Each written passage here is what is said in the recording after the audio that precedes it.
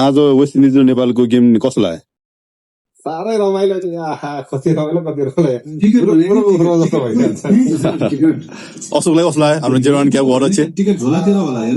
अब नेपालले सुरुमा त प्रेसरमै खेलेको थियो, पछि दिपेन्द्र सिंह ऐरीको हाफ सेन्चुरीले गर्दा अलिकति राम्रो स्कोर चाहिँ बनायो। तर वेस्ट इन्डिज जस्तो बलियो टिमलाई चाहिँ नि राम्रो टार्गेट चाहिँ पुगेन, भन्ने मतलब स्कोर पुगेन। अलि स्कोर बेसी भइरहेको चाहिँ गेम चाहिँ राम्रो हुने टक्करै हुने थियो। ठिक छ, अब राम्रो best of all the best for next game. अब नेक्स्ट गेम चाहिँ हाम्रो स्कटल्यान्डसँग हुन्छ होइन? ओके, स्कटल्यान्डसँग भने एउटा गेम जित्यो भने एटलिस्ट एउटा गेम जित्यो भने चाहिँ हुन्छ होइन? इङ्ल्यान्डसँगको टक्कर चाहिँ कस्तो लाग्यो? इङ्ल्यान्डसँग त गेम हारे पनि सम्मानजनक हार भन्नु पर्यो त्यसलाई चाहिँ नि होइन। तर इटालीसँगको गेम चाहिँ नि अलिकति नेपालले अब त्यसलाई के भनौँ, 10 विकेटको हार भनेको अलिकति टी20को वर्ल्ड कपमा अलि पुगेन, प्र्याक्टिस पुगेन भनौँ न। इङ्ल्यान्डसँग त एकदम अन्डर प्रेसरमै राखेको थियो लास्ट ओभरसम्म पनि। मलाई पनि सम्भव त जित्लै जस्तो लागेको थियो त्यो गेम होइन। तर अब अफसोस यो एक्सपिरियन्स टिम हुन्छ। 4 रनले हार्नु भने कि नेपालको लागि जित सर्यो, एकदम जित सर्यो। तर जित्छ कि जस्तो पनि लागेको थियो मलाई।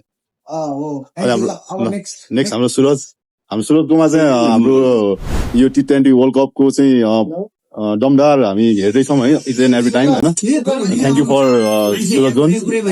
कस्तो लाग्यो सबैजनालाई? क्रिकेटमा त हामी फर्स्ट टाइम वर्ल्ड कप गाह्रै छ सबैसँग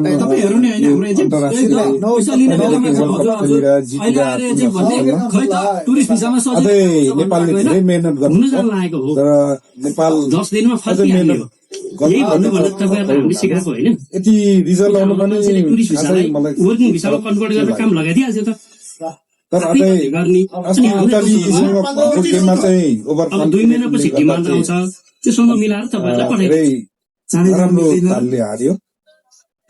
अब आउँदो गेमहरूमा चाहिँ राम्रो खेलोस्, त्यसको लागि मेहनत गर्नुहोस्। धन्यवाद सुरज होइन। तालिका स्वाद हाम्रो अशोकले सहयोग गर्यो होइन, लाइक गर्यो। अब हामी चाहिँ जेरोन क्याबको परिवार टिमबाट हौँ होइन। हाम्रो पनि यो क्रिकेटको सुरुवात हामीले जहाँसम्म लाग्छ 2054 सालदेखि बनेपामा रहेर सुरुवात गरेको थियौँ र आज आएर नेपालले वर्ल्ड कप खेल्दै गर्दाखेरि एकदम खुसी नै छौँ हामी एकदम होइन। अब हार जित त भइहाल्छ, इङ्ल्यान्डसँगको जस्तै गेम सदैव खेल्न सकोस् र हार मात्र होइन जितमा पनि हामी ताली बजाउन सकौँ र मनमोहित हुन सकौँ भन्ने हामीलाई लागेको छ। र हामीलाई मात्र होइन सारा नेपालीलाई नै लागेको छ। र नेपाल बाहेकका पनि हामीले धेरै फ्यान्स एन्ड फलोवर्सहरू कमाएका छौँ र एज अ रिभ्युजहरू हेर्दाखेरि सबैले नै एकदमै साथ सपोर्टहरू दिन खोजिरहेका छन्। आगामी दिनमा सुरजले भनेको जस्तै, हाम्रो अशोकले भनेको जस्तै, हाम्रो दिनेशले भनेको जस्तै अभियसली हाम्रो नेपालले अझ बेटर खेल्नेछ, बेटर पर्फर्मेन्स गर्नेछ भन्ने हामीलाई लागिरहेछ।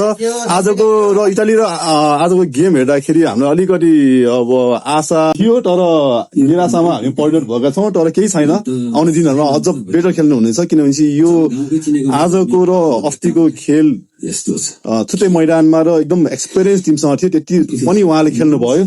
सो अब हामी अलिकति यो हाम्रो अशोकले भनेको एउटा फिल्म हामी हेर्न गइरहेको छौँ। यो अहिले नेपालमा अहिले राजनीतिक माहौल पनि एकदम गट भइरहेको छ र दिमाग खराब हेरिरहेको छौँ। जस्तै भर्खर हामीले गेम हेर्दाखेरि अलिकति दिमाग खराब पक्कै पनि भयो, तपाईँहरूको पनि भयो होला।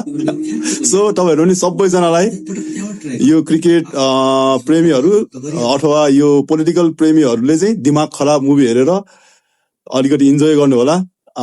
हस् त, यो शिवरात्रिमा सबैको दिन मङ्गलमय रहोस्।